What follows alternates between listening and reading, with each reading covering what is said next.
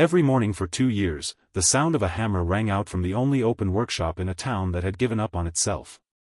The other craftsmen had locked their doors. The traders had stopped coming. The streets that once carried commerce now carried only dust and the particular silence of a community that has lost its reason. But one man kept working. He had no buyers. He had no guarantees.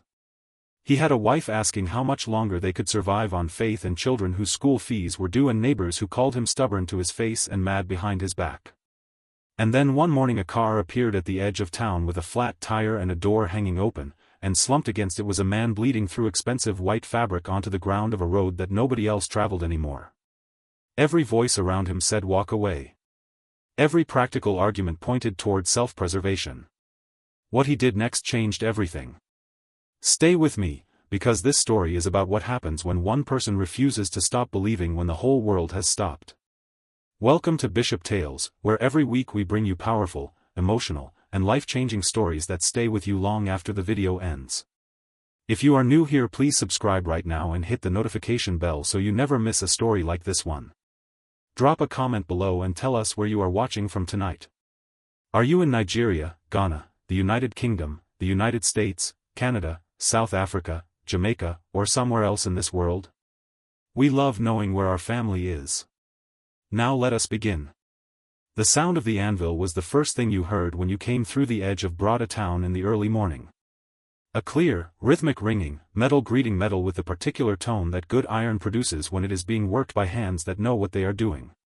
For most of the past 2 years that sound had been the only evidence that the town was still breathing. Everything else had gone quiet. The forges of 40 families had been extinguished. The workshops that lined the main road had bolted doors and padlocked gates and windows gray with accumulated dust.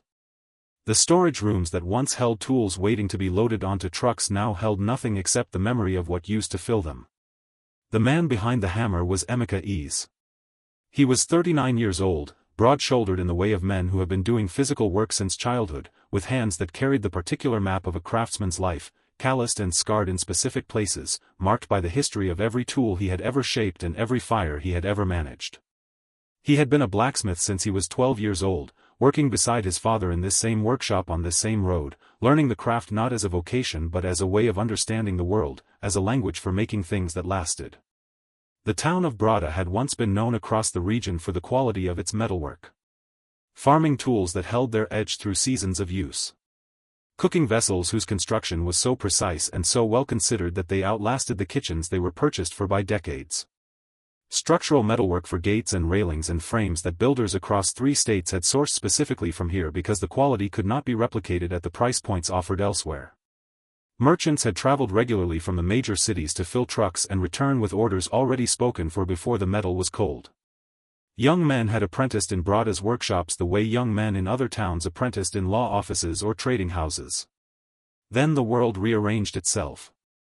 The reorganization was not sudden. It arrived over several years as an accumulation of small shifts, each one manageable in isolation, each one contributing to a direction that only became clear when you looked back at all of them together. Factories in other countries began producing tools and cookware and structural components at prices that made the unit economics of handcraft blacksmithing impossible to match. Nigerian distributors discovered that shipping containers of imported goods was simpler and more profitable than building relationships with remote craftsmen. The premium that quality had always commanded in the market began to erode as price became the only metric that purchasing decisions were made on. One by one the merchants stopped coming. One by one the contracts failed to renew. One by one the orders that had kept the town in motion fell away until there were no orders at all. The other blacksmiths had absorbed these signals and responded to them with the practical intelligence of people who cannot afford to maintain operations that generate no income. They closed their workshops, locked their tools away, and turned their attention to finding alternative ways to sustain their families. Some went to the city. Some did agricultural work. Some took on whatever was available in the surrounding area. The closing of workshops was not a failure of character. It was a rational response to changed circumstances and limited resources, and the men who made those decisions made them to protect the people who depended on them. Emeka watched them close. He understood their reasoning. He did not disagree with it exactly. He simply could not follow it. His father had taught him things about the craft that went beyond technique. His father had been a man who understood that what a person made with their hands was an extension of who they were, that abandoning the work was not simply an economic decision but a statement about what you believed your hands were capable of and what you believed the future might hold. His father had kept his workshop open through periods of difficulty that, in hindsight, had seemed unsurvivable but had not survived them. He had said to Emeka, more than once, that the craft remembers even when the market forgets, and that a skill preserved through hard times is available for the good times in a way that a skill abandoned is not. So every morning Emeka opened his workshop. He stoked his forge. He worked metal into shapes that had no immediate buyer and added them to the storage that was accumulating with the steady patience of an archive. Farming tools with edges sharp enough to work in any soil. Cooking vessels whose walls were perfectly even in a way that mass production consistently failed to achieve. Decorative gates whose design came from a tradition of craft that had been developing in this region for generations and that existed nowhere else in quite this form. He made them and he stored them and he kept working. His wife Ngozi asked him how much longer they could continue. He said he did not know. She said the rent was overdue and the school fees for their 2 children were approaching and the savings were not stretching the way they needed to. He said he knew. She said she was not asking him to give up on the craft, she was asking him to be honest with her about the situation, and he owed her that honesty. He said she was right and that he was sorry he did not have a better answer. She said his answer had better arrive before the landlord's next visit. He said he understood. His neighbors were less gentle about it. Okechukwu, who had been one of the most respected craftsmen in the town and whose workshop sat directly across from Emeka's, had stopped coming to his forge over a year ago and now spent his days in the shade of his veranda watching Emeka's smoke rise every morning with an expression that moved between sympathy and bafflement. He would call out to Emeka occasionally. He would say that working without buyers was not work, it was performance. He would say that keeping a fire burning to heat metal that nobody wanted was not persistence, it was the refusal to process information. He would say it without malice, with the genuine concern of a man who believed he was watching a friend make a prolonged mistake and felt responsible for saying so. Other voices joined his. Children in the neighborhood had adopted the phrase that Emeka often said to himself, the one his father had given him, if there is life there is hope, and they repeated it in the sing-song way that children use to parody adult sayings, not out of cruelty but out of the unfiltered observation that children bring to everything. The mad blacksmith and his hope. The man who made things nobody bought. The workshop that burned coal to produce products for an audience that did not exist. Emeka heard all of it. He was not immune to doubt. He lay awake some nights and ran the numbers in his head and the numbers did not tell an encouraging story. He asked himself whether his father's wisdom about craft and persistence was applicable to a situation that his father had never faced, a situation where the market shift was not temporary but structural, not a drought but a climate change. He did not have answers to these questions. He had only the inability to close the door and walk away, which was not a strategy but was at least a fact, and he worked with the facts he had. On a Tuesday morning in September, when the heat arrived early and the air had the particular density of a day that intended to be difficult, Emeka was arranging a new batch of finished tools when he heard something that did not belong to the sounds of Brada. An engine. Not the familiar texture of the vehicles that occasionally passed through, the buses and the motorcycles and the occasional lorry, but something different, smoother and heavier and clearly not designed for roads like the ones outside his workshop. He stepped outside and looked. A large dark-colored vehicle had come to rest at an angle at the edge of the road, its front end partially in the shallow drainage channel that ran along the side. The engine was still running. The driver's door was open and a man was visible against the side of the vehicle, half inside and half out, his body in the posture of someone who had used everything available to them to reach this point and had arrived at the limit of what was possible. Emeka moved toward him. The man was perhaps 60, dressed in fabric that had been expensive before whatever had happened to him, a white material that was now stained a dark red in a spreading pattern on his left side. His breathing was audible from several meters away, shallow and rapid, the particular rhythm of a body working harder than it should have to for air. His face was the color of ash. His hands, gripping the door frame, were losing their hold. Emeka reached him and knelt beside him and put his hand on the man's shoulder. The man's eyes opened. For a moment they found nothing, then they found Emeka's face and held it. "Help," the man said. The word came from somewhere past exhaustion. Behind Emeka, the sound of approaching footsteps. He turned. Okechukwu was coming from across the road, and behind him two other men who had been nearby, Chima and Festus, both former craftsmen who now spent their mornings in various states of undirected time. They stopped at a respectful distance. Their faces showed the calculation that strangers in crisis produce in people who have learned that involvement can be expensive. "Leave him," Okechukwu said. His voice was not unkind. It was the voice of someone giving advice they believe is in your interest. "You do not know this man. You do not know what happened to him. The roads around here carry all kinds of trouble, and this looks like the kind of trouble that started somewhere else and is looking for somewhere to finish. You get involved in this and you become part of whatever story he is carrying. Rich men," he gestured at the watch still visible on the man's wrist, "do not end up bleeding on forgotten roads because simple things happen to them. Something serious brought him here. You do not want to be the person who answers for what he was part of." Chima stepped forward. "The police will ask you questions. If he dies in your workshop, they will ask you even harder questions.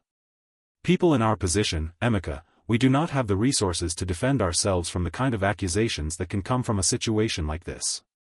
His family might think you had something to do with what happened.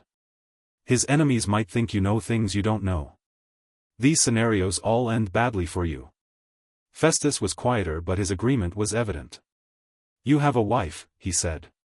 "You have children. What happens to them if you end up in a situation you cannot get out of because you tried to help someone who brought his problems to your road?" Before we continue, like the video, subscribe to Bishop Tales, and tell us in the comments where you're watching from. Now let's see what happened next. Every word made sense. Emeka understood this. He was not naive about the landscape they were describing. He had lived in this region his whole life, and he understood perfectly well that the gap between poor and wealthy in the way that justice was administered was real and documented and had specific consequences that had fallen on specific people he knew. He understood that helping a stranger could become a trap. He understood that his family's security was a genuine and legitimate consideration. He understood that the advice he was receiving came from people who had reason to know what they were talking about. The man on the ground made a sound. Not a word. Just the sound of a body continuing to fight for something it was not certain it would keep. Emeka looked at him. He thought about his father.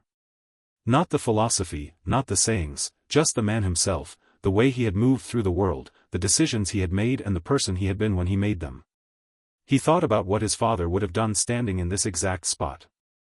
He thought about whether the answer to that question was something he could live with regardless of what came after it. "Help me move him," Emeka said. Nobody moved. Emeka bent down and hooked his arms under the man's shoulders and began the work of moving him alone. The man was heavier than he looked, and the distance to the workshop was not short, but Emeka made it, step by slow step, and laid the man down on the cleanest surface he had, a flattened tarpaulin near the back wall, and elevated his head and applied pressure to the wound with the best cloth he had available and gave him water and watched his chest and waited. "Now friends, I have to stop here for just a moment. Because if you are watching this and feeling something in your chest, something that is asking you what you would have done, you are exactly where Bishop Tales wants you to be. Please like this video right now and drop a comment below. Tell us honestly, would you have helped him or would you have walked away? There is no judgment here. We want to know what you really think. And if you have not subscribed yet, do it now, because what happens next in this story will stay with you for a very long time. The man's name, Emeka learned over the hours that followed as consciousness came and went and came again with diminishing difficulty, was Tobechukwu Okafor. Not the Kraft family name, a different Okafor entirely, a man whose name was attached to one of the largest privately held industrial conglomerates in the country, whose manufacturing and distribution empire employed tens of thousands of people, whose photograph had appeared in financial publications and on the short lists of continental wealth surveys. A man whose daily decisions moved economies. A man who had bodyguards and drivers and assistants and the full apparatus of a life managed at scale. He had been traveling with his personal driver on a route that only a very small number of people knew about when the ambush happened. It had been professional. The people responsible had known the route and the timing and had moved with the precision of people who do this for purposes beyond ordinary crime. His driver had been shot first. He had been shot in the side and left to bleed out in the back seat on the assumption that the wound would finish the job before he reached help. He had not waited for the assumption to be tested. He had gotten the car started by a mechanism of will and desperation that he could not fully account for later, and had driven until the tire blew and the car left the road. He had reached the door before his legs gave way entirely. He lay on Emeka's workshop floor and looked at the ceiling, and the ceiling looked back at him with the democratic indifference of ceilings everywhere, and he said, very quietly, that he had thought he was going to die on that road. Emeka said he had not. Not today. Tobchukwu said that was a better outcome than what he had expected. He asked Emeka's name. He asked why Emeka had helped him when the obviously reasonable choice was the other one. Emeka said his father had given him a phrase that he had never found a satisfactory alternative to. He said if there is life there is hope. Tobchukwu looked at him for a long moment and then said that was either wisdom or madness. Emeka said his wife favored the second interpretation. Tobchukwu smiled, which was the first time his face had done that since Emeka found him. The message went out through Emeka's wife's nephew, the only person with reliable transport available quickly, carrying a handwritten note to the security desk of a building in the nearest large city where Tobchukwu's people would know what to do with it. The response came in the form of 3 large vehicles arriving by late afternoon, security personnel and a private medical team and a composed and clearly extremely capable executive assistant named Amara who assessed the situation, managed the immediate logistics, and looked at the town of Brada with the specific expression of someone confronting a reality their professional life had not previously required them to encounter. The medical team took over from Emeka's improvised care with the respectful efficiency of people who recognized that what had been done was both limited and, under the circumstances, exactly right. Tobchukwu refused to be moved that night. He said he was resting where he was until morning and that his security team could secure the area and that was sufficient. His people did not argue. They knew the tone that meant a decision had been made. That evening, in the quiet that came after the activity of the afternoon settled, Tobchukwu sat with Emeka on the workbench outside the workshop and watched the last light leave the sky above a town that had been going dark by increments for 2 years. He asked Emeka about the work. Not as small talk. With the focused attention of a man who processes information professionally and was processing this one. Emeka showed him the storage. He took him through it slowly, explaining each piece, its function, its construction, the design decisions that had gone into it, the quality of material, the techniques that distinguished handcraft from factory production in ways that were not aesthetic but functional, ways that affected how long a tool lasted and how well it performed across its working life. Tobchukwu was quiet for a long time after the tour. When he spoke, the weakness that the wound had imposed on his voice had withdrawn somewhat. The voice that came back was the one he used in boardrooms. It was not the voice of a man making conversation. It was the voice of a man who had reached a conclusion. He said these products were not antiques. They were not craft for craft's sake. They were superior functional objects that had been abandoned by a market that had stopped asking the right questions, and a market that stopped asking the right questions could be taught to ask them again, and a supply chain that required quality rather than only price could create the conditions for that market to exist. He picked up the phone that his assistant had brought and made a call. He spoke briefly and clearly to someone named Victor and gave him specific instructions. He said he wanted a full assessment of the inventory and production capacity and he wanted supplier contracts in place within a week if the quality assessment confirmed what he had already confirmed with his own hands. He ended the call. He looked at Emeka. He said this was not charity. He said he did not give charity to people whose work was worth paying for because charity diminished what work was worth and Emeka's work was worth being paid for at its actual value. He said what was coming was a business relationship, fair on both sides, with the expectation that Emeka would produce what he had always produced and the market would be what it had always failed to be, which was present. Emeka did not say anything for a moment. Then he said he did not know what to say. Tobchukwu said to say he would keep working. That was all that was required. In the morning Tobchukwu left in the convoy. Before he got into the vehicle he stood in front of Emeka's workshop and looked at it the way a person looks at a place that has meant something specific to them and they want to keep the picture clear.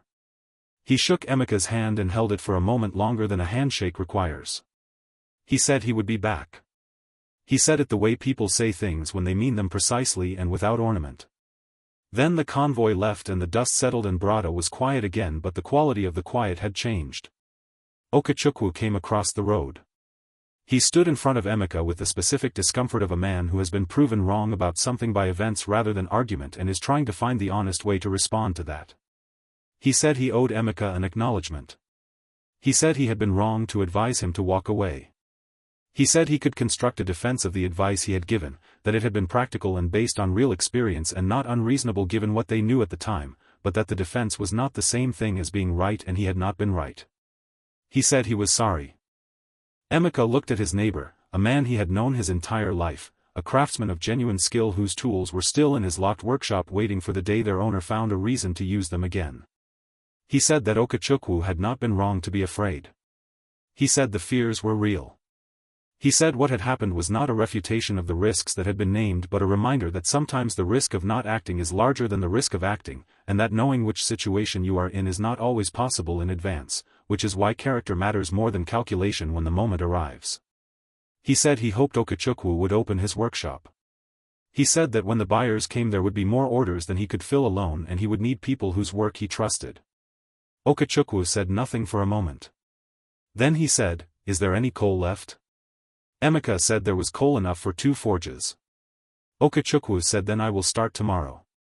He turned and walked back across the road. Victor arrived 4 days later with a team of assessors and the systematic thoroughness of people who had been asked to do something important and were doing it properly. They spent 3 days with the inventory. They tested tolerances and examined welds and compared specifications against the requirements of industrial supply contracts that Emeka had not previously known he could satisfy. They found nothing that was not up to standard. They found several categories of product that exceeded the standard in ways they had not expected. Their report to Tobchukwu was detailed and unequivocal. Contracts were signed at the end of the week at price points that Emeka had not seen since the good years, with volume commitments that required him to immediately reopen the conversation with every former craftsman in Brada about returning to their forges. It did not take long. Word in a small town travels with a speed that no electronic communication quite matches. The contracts were real and the payments were real, and within 2 weeks Emeka had more former colleagues back at their anvils than he had expected so quickly. Chima came first. Then Festus. Then 4 others who had left for the city and returned when the phone calls from family told them something had changed. By the end of the month there were 8 forges burning in Brada for the first time in 2 years, and the sound of metal on metal filled the street in a way that people who had grown up with that sound and had missed it without knowing how much they had missed it felt in their chests like something returning. The transformation of the town moved faster than the commercial piece because commerce, when it returns, pulls other things behind it. The food sellers who had reduced their operations came back to full capacity because there were workers with wages again. The school that had been operating at reduced hours because of falling attendance saw enrollment recover. The barber reopened. The hardware supplier restocked. The petrol station that had been selling only a fraction of what it once sold saw its numbers change. The town was not just producing again.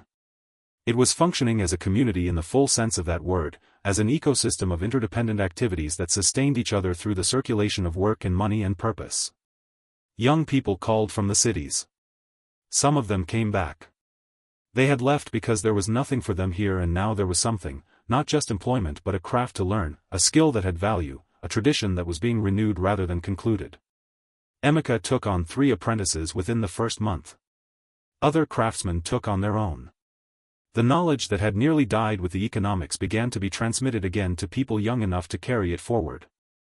Okechukwu opened his workshop on the morning he said he would. He did not announce it. He simply unlocked the door and started the forge and began working.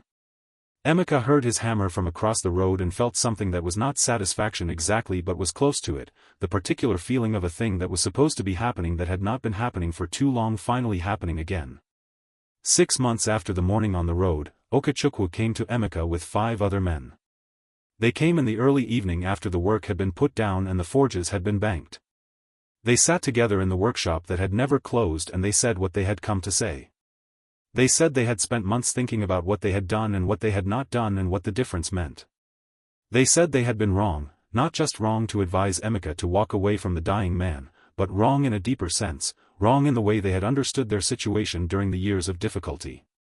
They said they had looked at the closed workshops and the absent buyers and the declining commerce and had concluded that the conclusion was permanent, that the world had moved on from them in a way that was final, and that working in the face of that conclusion was not persistence but delusion. They said Emeka had understood something they had not. Not that the market would definitely return. Not that a billionaire would definitely appear on the road. But that what you do in the darkness before the light arrives is itself the thing of value, that the preservation of skill and the maintenance of practice and the refusal to become someone who has given up are not strategies toward an outcome but expressions of character that are worth maintaining regardless of outcome.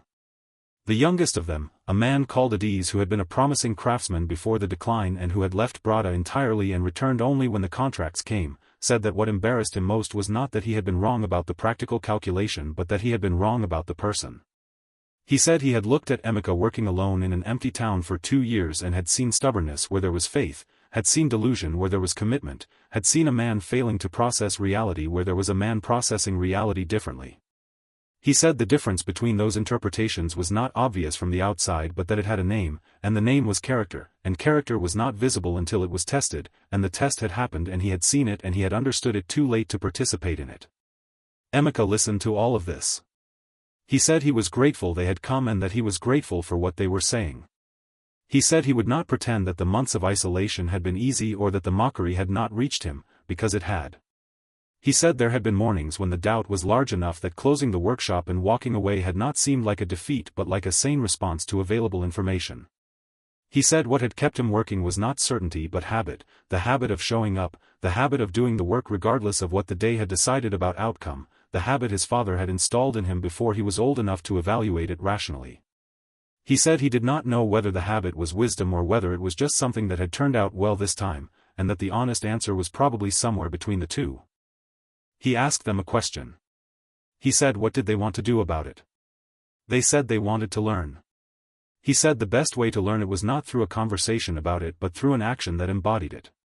He said there was a clinic in a town 30 kilometers away that was chronically under-resourced and that he had been thinking about making beds and medical furniture and donating it, not as a transaction, not in exchange for anything, simply because there were people who needed it and he had the skill to address the need. He said if they wanted to understand what he understood then they should come at dawn and work beside him on something that had no customer and expected no payment. One of the men said that sounded like charity and that charity did not build a business.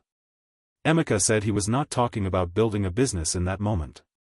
He said he was talking about building a practice of giving the work without needing the return, which was the thing that made the work mean something beyond its commercial value, and which was the thing that had kept him at his forge when the commercial value had disappeared entirely.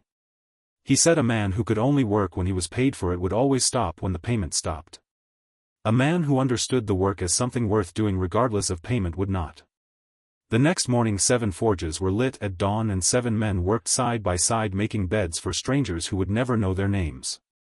The metal sang and the hammers rang and the town woke up to a sound it had been hearing from one workshop for 2 years but had never heard from 7 at once, and something in the quality of the sound was different, fuller, more complete, the sound of a community doing something together rather than a single person doing something alone.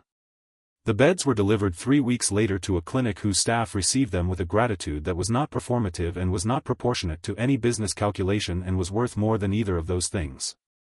Emeka watched the beds being installed and thought about his father and thought about the dying man in the white fabric on the edge of the road and thought about the gap between those two things and how both of them had led to this specific moment, and he thought the gap made sense in a way that he could not have explained in advance but could recognize clearly in retrospect. Tobchukwu came back to Brada on the day he had said he would come back, which was 4 months after the morning on the road. He came not in crisis this time, not bleeding and alone, but in daylight with purpose, with his executive assistant and a small press team and representatives from his industrial group. He came to announce the establishment of a regional sourcing and distribution hub in Brada, a facility that would create direct employment for 200 people and anchor the supply contracts that had already been operating informally through the previous months. He said it was not a gift. He said it was an investment in quality, in craft, in the kind of production that industrial efficiency consistently fails to replicate, and that the market for it was larger than the people who should have been serving it had understood. He stood in the town square before a crowd that included people who had never heard of Brada and people who had grown up in it and left and people who had stayed through the 2 years when staying had felt like waiting for something that was not coming. He said a man in this town had taught him something he had needed to learn, which was that the things worth having in life and in business were often preserved by people who did not know whether they would be rewarded for preserving them but preserved them anyway, and that those people were the ones worth investing in because they were the ones who would still be there when the difficulty passed. He said he had looked for Emeka in the crowd and could not find him, which was entirely consistent with the kind of man Emeka was. He found him afterwards, as he had expected to find him, in the workshop. Working. The ceremony was finished and the press had their photographs and the announcements had been made and Emeka was at his anvil. Tobchukwu stood in the doorway and watched him for a moment without announcing himself, watching the economy of the movements, the particular fluency of a craftsman who has done the same work long enough that the body knows it without conscious instruction. He said Emeka was missing his own celebration. Emeka said the contracts did not fill themselves and that there were tools due by Friday. Tobchukwu laughed and came inside and sat on the workbench and they talked the way they had talked on the evening after the crisis, not as billionaire and blacksmith but as two men who had been placed by circumstance in a position to understand each other honestly and had made use of the opportunity. Tobchukwu said the hardest thing about wealth was the isolation it produced in the assessment of people's motives.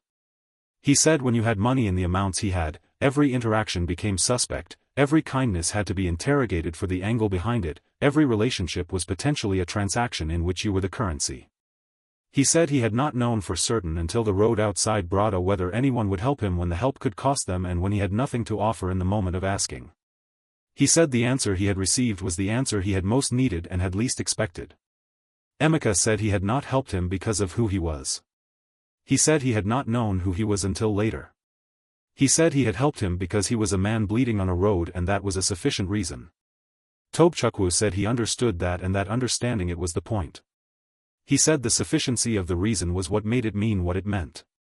Emeka's wife Ngozi brought dinner to the workshop that evening as she had done on countless evenings over the years, even the ones when what she brought was modest because what they had was modest, even the ones when she sat beside him and said she did not know how much longer they could manage on hope alone. Tonight she brought enough for both of them and set it on the workbench and sat down beside him after Tobchukwu had left and watched him eat with the expression of a woman surveying the distance between where they had been and where they were. She said she had been wrong to doubt him. He said she had been right to ask the questions she asked and that asking them was not the same as doubting him. She said the distinction was generous but she was not certain it was accurate. He said it was accurate because her questions had made him honest with himself about what he did not know and honesty about what you do not know is the foundation of the kind of faith that is worth having, not the blind kind, not the kind that refuses to acknowledge the darkness, but the kind that sees the darkness clearly and decides to light a fire anyway. She put her hand on his.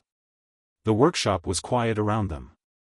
Outside, the street held the sound of a town in the final stages of a day of work, the last forges being banked, the last tools being put away, the particular sound of people wrapping up the day's effort with the knowledge that tomorrow the effort would begin again. It was not a dramatic sound. It was the sound of ordinary life that was worth living. Years passed in Brada. The transformation that began with the contracts deepened and broadened. The distribution hub created work that created demand that created more work. The apprentices Emeka trained became craftsmen who trained their own apprentices. The quality that had always been present in the town's work found the market it deserved and the market found that it had missed what the town produced without knowing it had missed it. The story of the blacksmith who had kept his forge burning and the billionaire who had bled on his road and the morning that had changed both their lives was told in the region with the particular affection that people give to stories about their own place. But in Brada the story was not told as a story about a miracle or a lucky event or the intervention of a wealthy man who solved a poor town's problems. It was told as a story about character. About what a person does when the outcome is uncertain and the evidence is discouraging and the practical voices around them are making reasonable arguments for doing something other than what they are doing. About the difference between giving up on something and releasing something that is not worth holding. About the way in which the hardest choices, the ones made without guarantee, in the dark, with only the most stubborn kind of faith to guide them, turn out to be the ones that define what a person is. Emeka did not tell it that way himself. He did not tell it at all, particularly. He was not a man who was interested in the story of himself. He was interested in the work. He was interested in the next order and the next tool and the next young person who came to his workshop wanting to learn what his hands knew. He was interested in the forge and the metal and the sound the anvil made in the morning when it was struck properly, the clean true ring of good iron being worked by hands that understood it. That sound was the first thing you heard when you came through the edge of Brada town in the early morning. It always had been. In the years when the town was dying it had been the only sound that continued. Now it was one among many, the sound of a community at work, alive in the full sense of that word, present and purposeful and building things that lasted. If there is life there is hope. And sometimes, if you hold the hope long enough and do the work faithfully enough, the life comes back to prove it. If this story reached you tonight please share it with someone who needs to hear it right now. Like this video and subscribe to Bishop Tales for powerful emotional stories every single week.